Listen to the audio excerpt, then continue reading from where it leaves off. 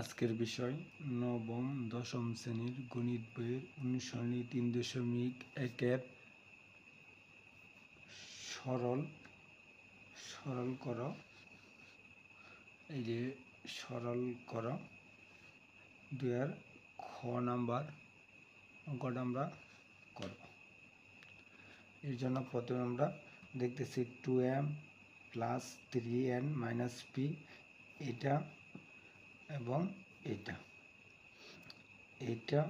এবং এটা মিল আছে। আমরা এই দুইটা মান ধরে নিব। তখন আমরা লিখি মনে করি 2m + 3n - p = a। আর আমরা এটা যেহেতু এটা মিল এটা মিল, আমরা এই দুইটা আনকমন মিল নাই, এটা আমরা এই দুইটা ধরে নেব। 2m - 3n + p = b। তারপরে লিখব প্রদত্ত রাশিমালা।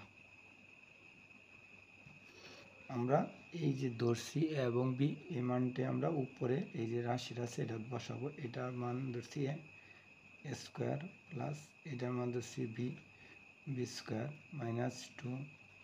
তারপরে এটার মান a আর এটার নাম কি b। আমরা এই বিষয়ে একটা সূত্র জানি।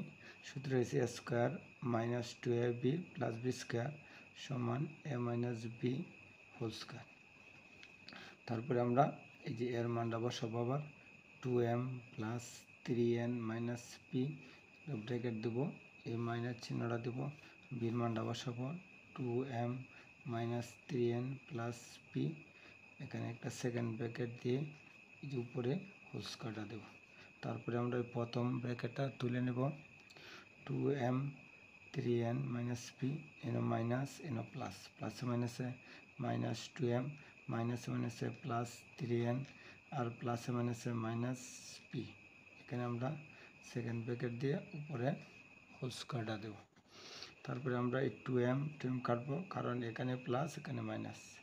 আবার আমরা কি করব, আর কিছু করার দরকার নাই, মানে 3n আর 3n দুটো প্লাস, আমরা রাখতে পারি 6n, এনো -p এনো -p, মাইনাসে মাইনাসে প্লাস, এন একটা p -2p, উপরে হোল স্কয়ার। এখন আমরা আবার সূত্র প্রয়োগ করব। এটার আমরা a ধরতে পারি, এটার b। আমরা বীজগণিতে শিখেছি a - b হোল স্কয়ার। তাই যে a² - 2a 6nb, আবার 2m মানে কি b প্লাস